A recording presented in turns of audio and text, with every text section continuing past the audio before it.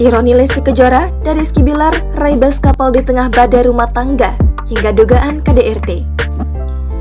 Rumah tangga penyanyi dangdut Lesti Kejora dan suaminya Rizky Bilar tengah menghadapi ujian. Rumah tangga yang tampak adem ayem di media sosial justru dikejutkan dengan laporan Lesti Kejora terhadap Rizky Bilar di Polres Metro Jakarta Selatan. Rizky Bilar dilaporkan Lesti atas dugaan kekerasan dalam rumah tangga atau KDRT baru-baru ini. Dan ironinya, dalam ajang penghargaan Infotainment Awards 2022 yang digelar semalam, Kamis, 29 September, Lesti Kejora dan Rizky Bilar mendapat penghargaan di kategori Best Couple. Pemberian penghargaan itu pun diwakilkan oleh Ruben Onsu selaku pembawa acara Infotainment Awards 2022. Tak banyak hal yang disampaikan oleh Ruben, dia hanya menyebut penghargaan tersebut milik pasangan artis itu.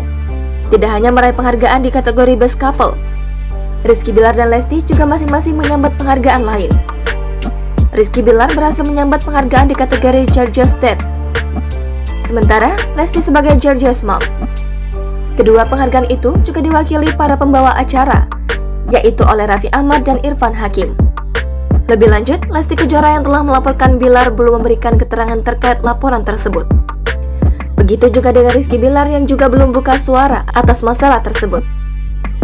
Lesti Kejora dan Rizky Bilar menggelar akad nikah pada Kamis 19 Agustus 2021 di Hotel Intercontinental Pondok Indah, Jakarta Selatan.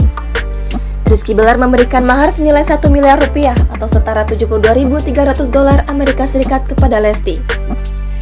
Angka 7 mengartikan bahwa Lesti Kejora dan Rizky Bilar pertama kali bertemu di bulan Juli. Sementara angka 23 menandakan tanggal pertemuan pertama mereka. Belakangan diketahui Rizky Bilar dan Lesti Kejora sudah menikah siri.